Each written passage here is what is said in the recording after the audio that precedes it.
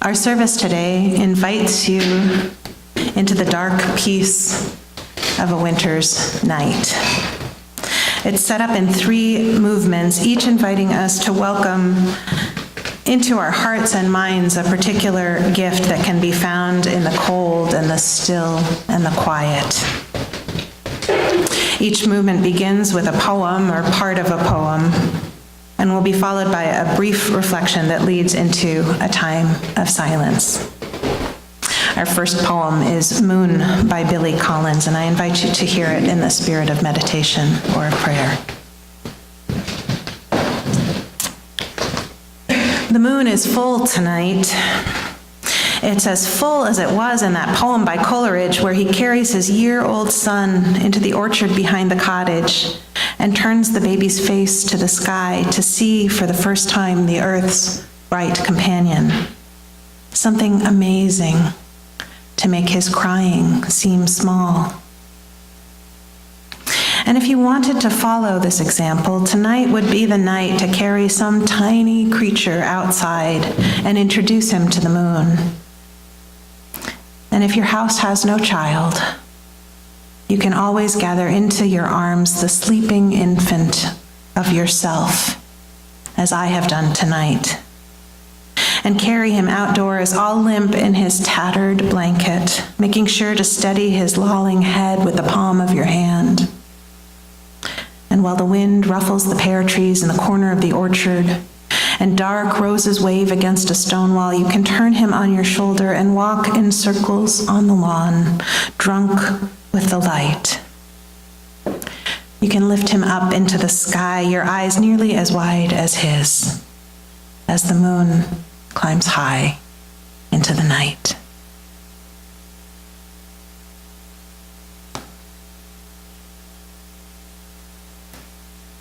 When I was a little girl, we used to go sledding out behind our house.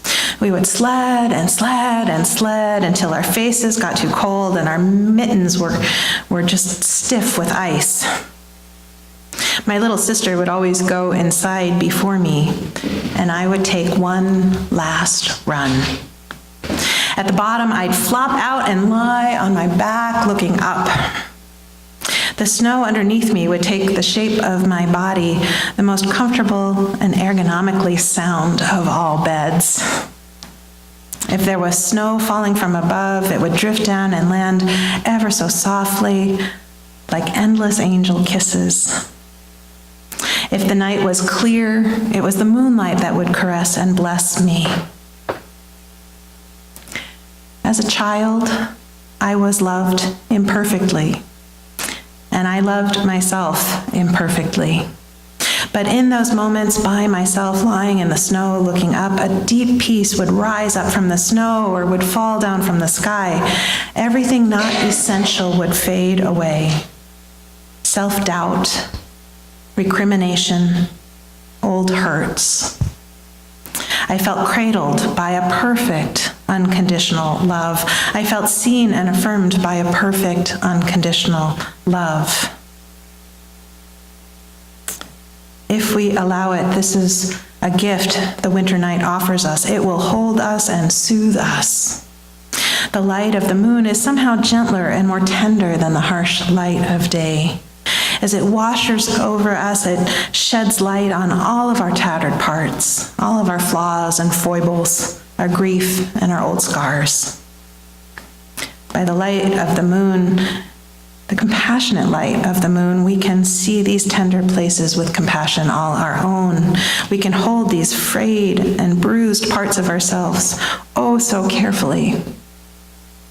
For a time there is no judgment and no shame.